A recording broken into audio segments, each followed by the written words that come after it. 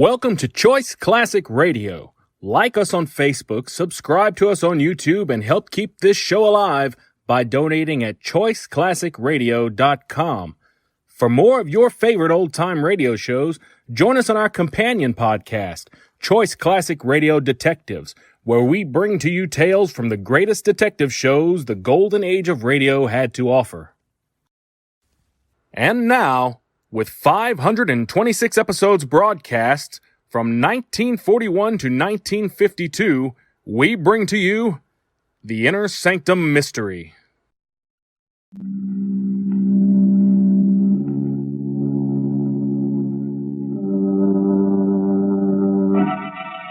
Lipton Tea and Lipton Soup present Inner Sanctum Mystery, starring Irene Wicker.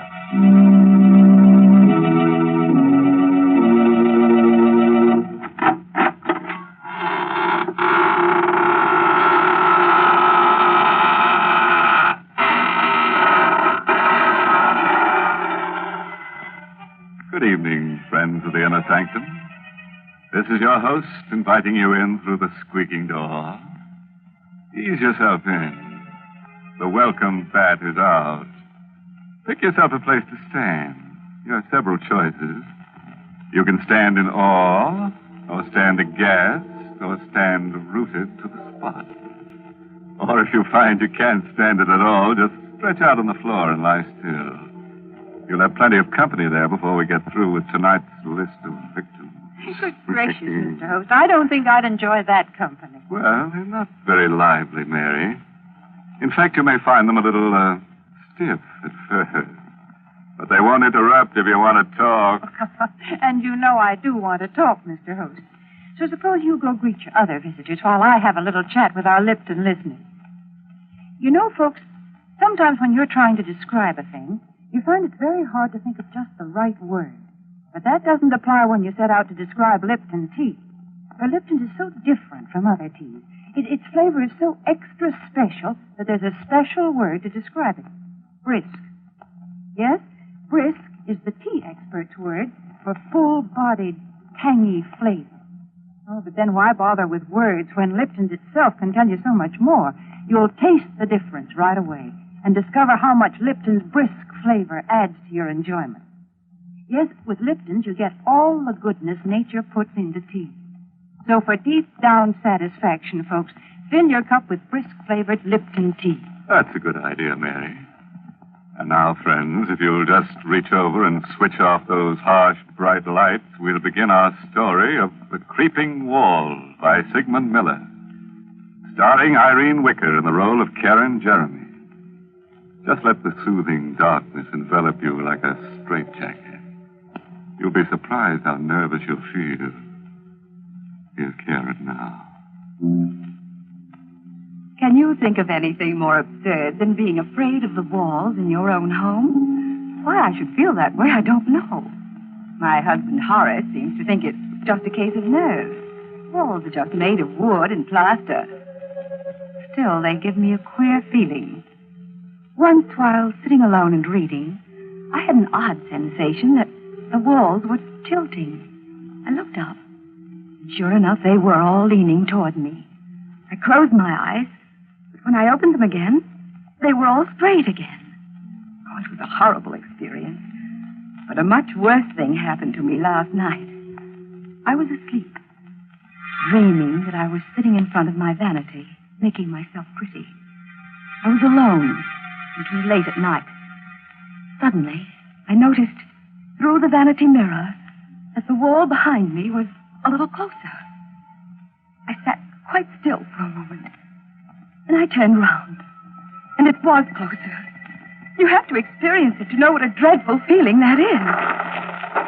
Then I heard a crunching sound. The opposite wall also had moved nearer. I screamed. But it was only a whisper. Then all the four walls began to hem me in. They moved nearer and nearer. I could feel the cold of the walls filling the remaining space of the room. I was going to be crushed to death. There was a book of matches on the vanity. I lit a match and held it near the cold walls. They stopped moving. They were afraid of the heat.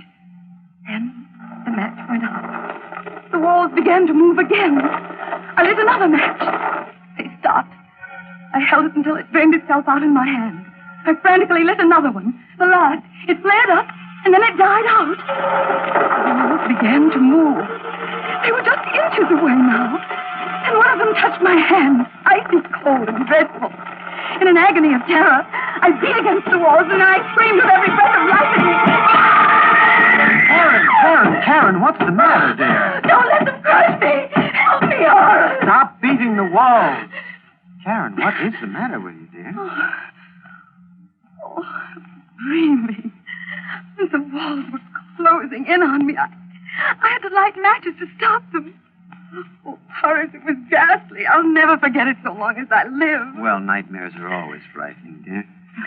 You threw the covers off, and the room's very cold. That's what probably brought it on. You forget it, darling. The dream won't come back. We talked for a while, and Horace dozed off. But I remained wide awake. I tried to sleep, but I couldn't. I even tried counting sheep. While I was counting, I got a sick feeling the walls were really closing in on me. I continued to count. 14, 15, 16, 17. The walls were coming closer. I mustn't believe it. It was my imagination. Only in mind. 18, 19, 20, 21, 22. I could feel the walls hovering over me. They were moving silently this time. 23, 24, 25, 26. Karen! Get some water quickly. The curtains are on fire. They were on fire. The flames were creeping up the curtain. Here, help me pull the curtains down. Here's the water. How did they get on fire, Horace? Well, there's a book of matches on the floor, Karen. Here's a burnt-out match. I didn't do it. Oh, believe me, Horace, I swear I didn't. Darling, you haven't been feeling well lately. I think you ought to see Dr. Gustafson. I'm you sure don't that... believe me. I wouldn't do anything like that. I couldn't. You probably weren't aware of it. Probably nothing serious. Dr. Gustafson's a very good man. Now, Karen. Don't be a baby, darling. All of us get ill sometimes.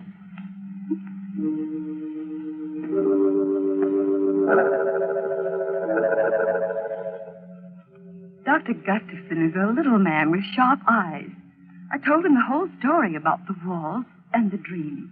He tried to be at ease. There was a mirror on his desk, and as I talked, I kept fixing my hair. Didn't look so well today. 2 new gray hairs which I had to pull out. He kept watching me very closely. All the time asked me questions about my youth. I told him everything, even about winning the beauty contest when I was 17. He seemed very interested. Mrs. Jeremy, it seems to me you have an obsession about being beautiful. You're not as young as you used to be. Neither is your appearance. That's why you're afraid of close scrutiny. That may account for your fear of close spaces.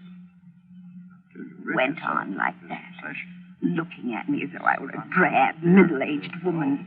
He didn't like me, and I didn't like him. I didn't like the way he spoke to me, the way he watched me. Karen! Put the letter opener down. I was just holding it. You'll hurt somebody holding it that way, darling. No harm was meant, I'm sure. The first thing you should do, Mr. Jeremy, is to get larger living quarters. Your wife may be suffering from acute claustrophobia, among other things.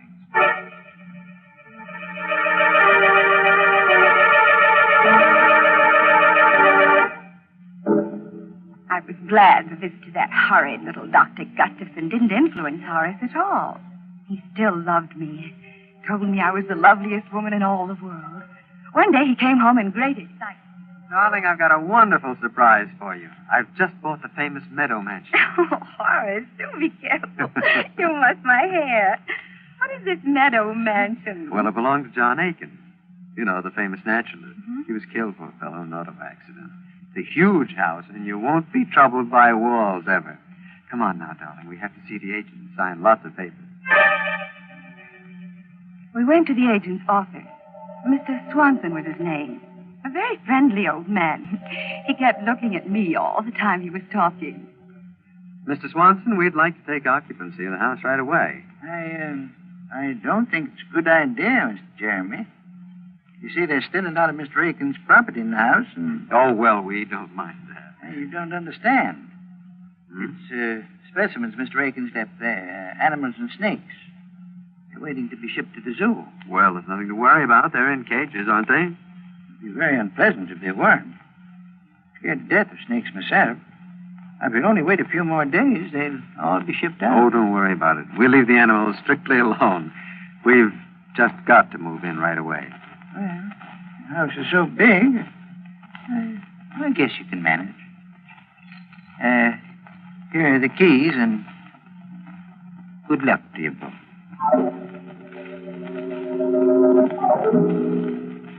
Meadow Mansion was magnificent. It was big and gracious. The rooms were huge and beautifully decorated. The high ceilings gave you a wonderful feeling of freedom. But the drawing room was loveliest of all. A large prism chandelier hung in the middle of the room, and the walls were paneled halfway up to the ceiling. But most exciting of all, each wooden panel had a darling little mirror set into it. There were easily 100 such mirrors. Oh, it was very gay. You could see images of yourself anywhere in the room. It was all breathtakingly beautiful. Except for a picture on the wall of a very flashy-looking woman called Delilah. Well, darling, how do you like our new home? Oh, it's wonderful, Horace. I love it all. Everything. Except that picture. Oh, you mean Delilah? Well, that's a fine painting, dear, of a very beautiful woman. Well, she looks evil to me. Darling, I do believe you're jealous. You needn't be. She isn't half as pretty as you are. Alice, answer the door, please. We didn't talk about the picture anymore because Mr. Swanson, the agent, came in to see how we were getting on. I left Horace talking to him, and I wandered into the next room. There were a dozen cages standing near the fireplace, ready to be shipped off to the zoo. There were mostly snakes and lizards in the cages. All of them were quite motionless, except one. It was labeled Bushmaster, Venezuela. Very odd name for a reptile. Fearfully ugly, yet it fascinated me. About 4 feet long, fat and clumsy looking, yet it slid round the cage with wonderful grace. Kept moving round and round, trying so hard to get out. It looked at me pleadingly. And then I found my hand on the safety catch. I drew it away in horror. It kept going round and round the 4 glass walls. Must be maddening to have walls so close they touch you all the time. I remembered what a terrible feeling it was to be frightened of walls. Then suddenly, the snake was in the middle of the floor. Karen, don't move! Good heavens. It's out of the cage. Stand still, Karen. I didn't move. Not one bit. I wasn't frightened. I was only wondering how it had escaped from the cage. The snake lay there in the middle of the floor with its head up, hissing. And it started to move. It slid in a wide circle toward Horace and Mr. Swanson. It's coming towards me. I've got to get out of here. Don't run! But he didn't listen to Horace. He started running and the snake struck him. It struck him twice in the leg. Then he continued running past me. Then suddenly he fell.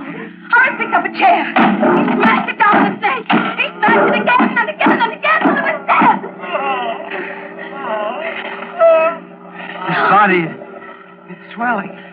He's dying. I didn't open the cage. I swear to you, I didn't. It got out by itself.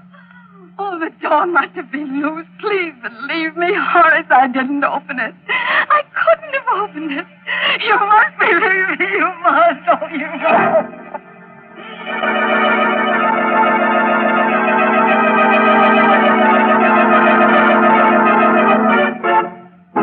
Oh. You know, I'm really upset about poor Mr. Swanson. He hardly opened his mouth in the story when he was out like a lion. Not a nice way to make an exit. I'm really sorry we had to lose the Bushmaster. A very valuable reptile, and we could have used it in another story. But that's the way it is in our business. Our losses are terrific. Houses burn down, money is stolen, characters die away on us. Every week it's something else. It's simply murder. You do have a lot of trouble, don't you, Mr. Host? Mary, we have so much trouble on Inner Sanctum, even our troubles have trouble.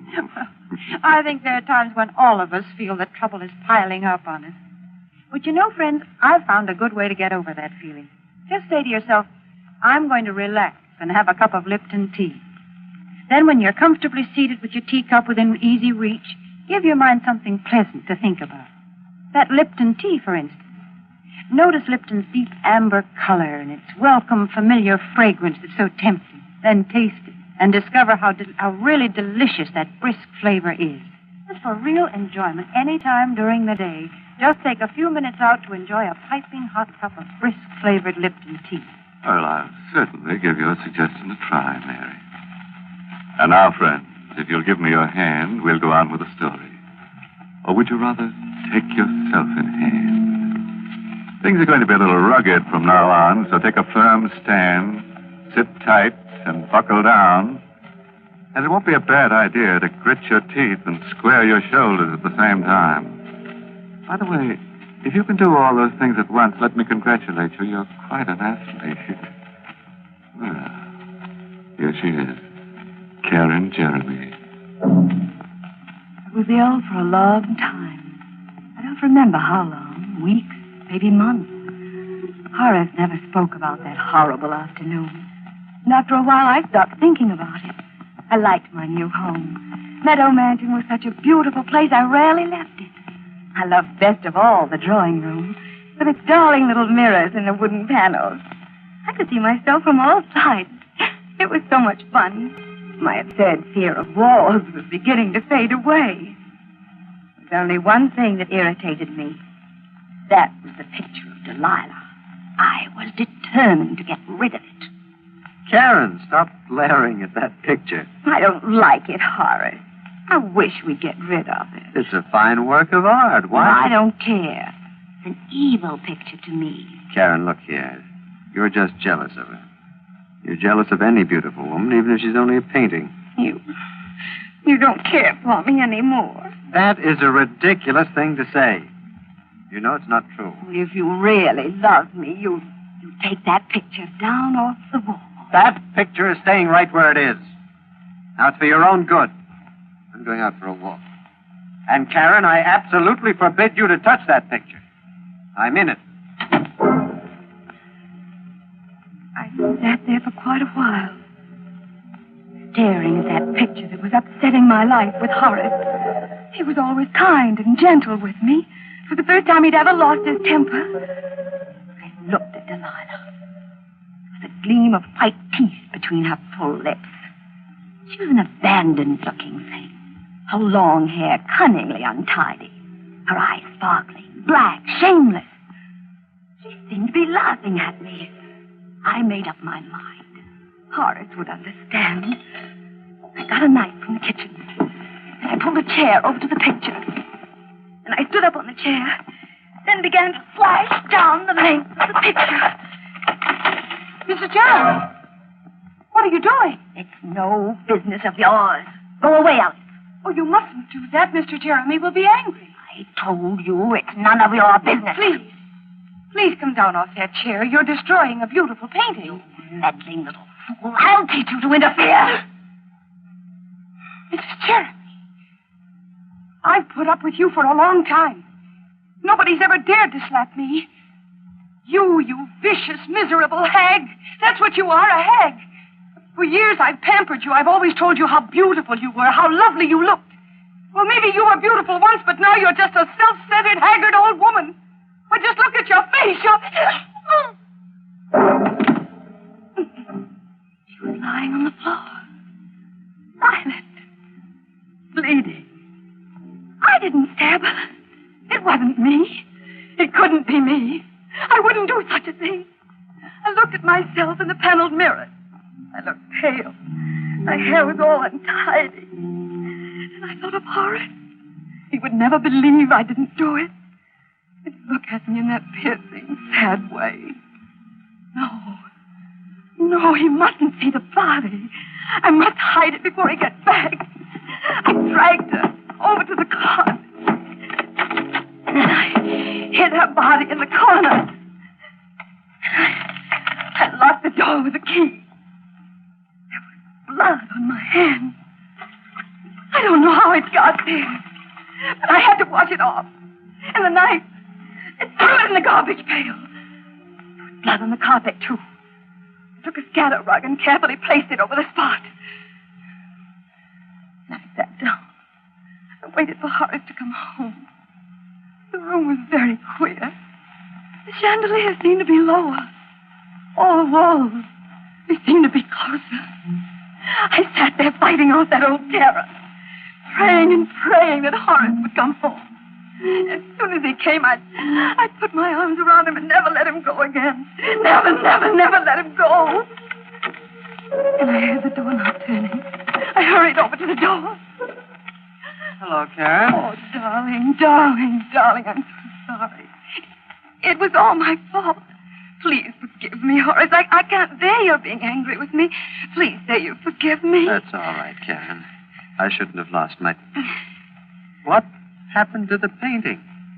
It's cut. I don't know what came over me. But you see, I didn't cut it all. I stopped. It's just cut a little. I can repair it. It'll be just as good as new. I'll never do it again. I swear I'll never touch it. Well, it's not too badly damaged. I'll get Alice to take it over to the art shop. Maybe they can repair it. Oh, Alice isn't here. She's gone to get your blue coat from the tailor's. Karen, that is not true. Alice got that coat this morning. Where is she? I don't know where she is. Karen, you do know. Where is she? She was here just a little while ago. She must have gone out. Alice! Alice! I'm going to find her. No. Please don't leave me. Please, You Horace. must tell me where she is, Karen. I can't remember. I can't remember anything. Karen, did you do anything to her? No, nothing. You're not telling me the truth. Something has happened to her and you're hiding it. Now, I'm going to find her. She must be somewhere. No, she isn't in the house. How do you know she's not here if you don't know where she is? I didn't mean that. I'm going to look around. What? There's blood on the floor near the closet. Yes, I cut my finger. The closet is locked. Have you the key, Karen? No, I don't have it. Karen, give me that key.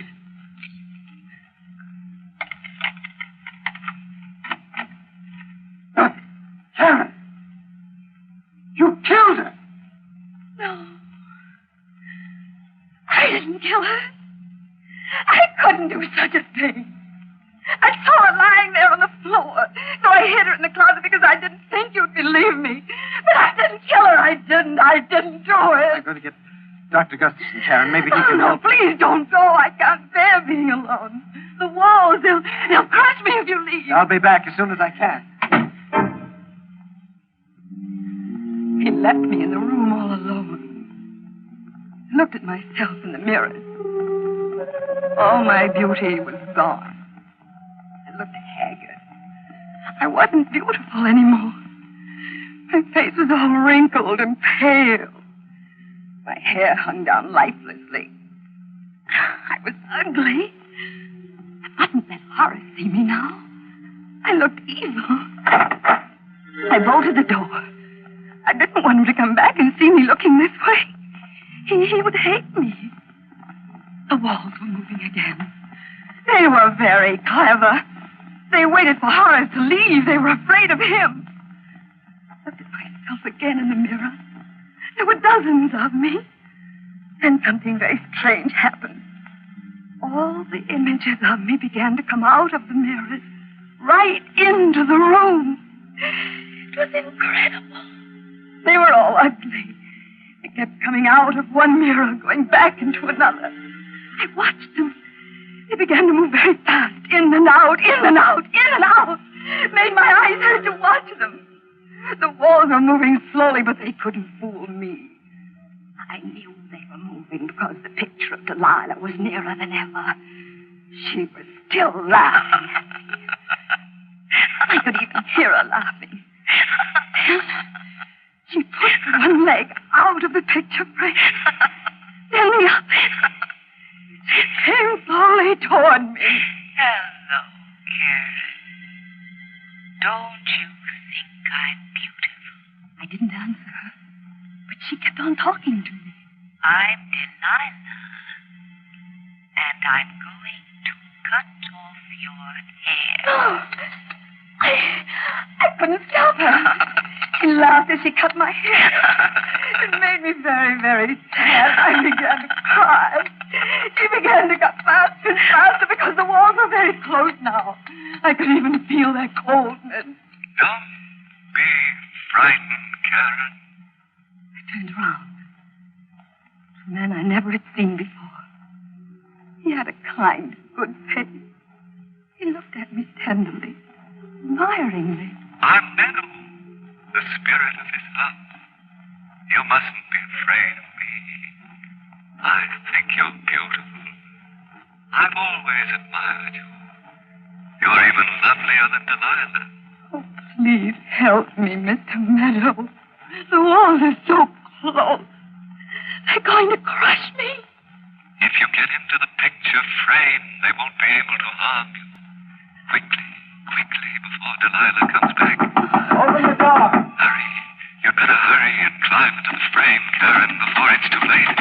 Alan, open the door. Hurry. You haven't much time. You'll be safe inside the picture.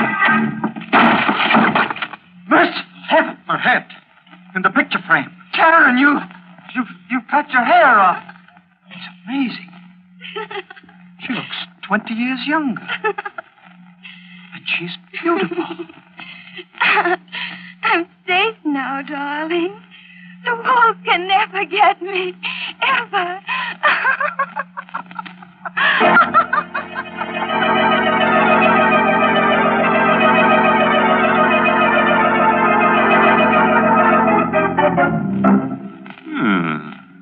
I think we did rather well tonight. Two of our characters were gathered to their forefathers. I'm sort of sorry about that maid. She seemed like a nice sort, and I don't think it was quite kind to be so cutting to her. But that ranting agent, you couldn't get an apartment out of him anyhow. As for our heroine, it's true we didn't kill her off, but we certainly framed her. Well, it couldn't have been a very pretty picture, Mr. Host. No, Mary, but you'll have to admit it was remarkably lifelike. Well, while you're admiring it, I have a few words for our friends listening in. You know, some people tie a string around their finger to remind them of things. Well, I'm not going to ask you folks to do that. All I want you to do is just remember all the good things I've told you about Lipton tea, and let them remind you to get a package of Lipton's tomorrow. Lipton's wonderful brisk flavor, its full-bodied goodness mean more contentment in your teacup. Remember, Lipton's is the tea that gives you extra pleasure and extra satisfaction. Ask your grocer for a package tomorrow. Well, that should be easy to remember, Mary. Well, friends, it's time to close the squeaking door until next Tuesday, when we'll get together again for another killing time. Oh, by the way, this month's Inner Sanctum mystery novel is The Pavilion by Hilda Lawrence. Yes, in next week's Inner Sanctum story, directed by Hyman Brown, and brought to you by Lipton Tea and Lipton Soup. Next week's story is called The Edge of Death. Feeling a little edgy already? Very interesting story.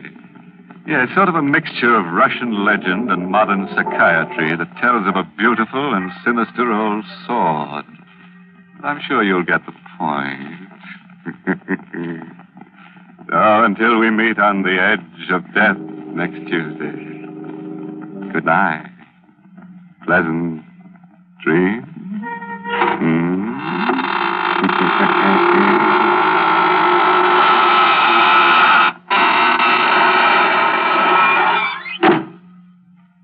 Here's a grand dish to get your dinner off to a good start. Lipton's Noodle Soup. It has all the homemade goodness and real chickeny flavor your family loves. Lipton's Noodle Soup is seasoned to perfection, and it's full of tender, golden noodles. Hard to prepare? Not a bit. It takes only a few quick minutes from package to soup plate. Economical, too. Costs less and makes lots more than canned soups. So get Lipton's Noodle Soup mix tomorrow. And don't forget to tune in next Tuesday night for another Inner Sanctum mystery. This CBS, the Columbia Broadcasting System.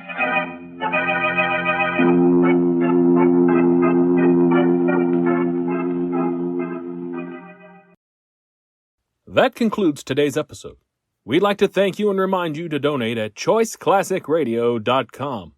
Remember, your donations make episodes like this possible.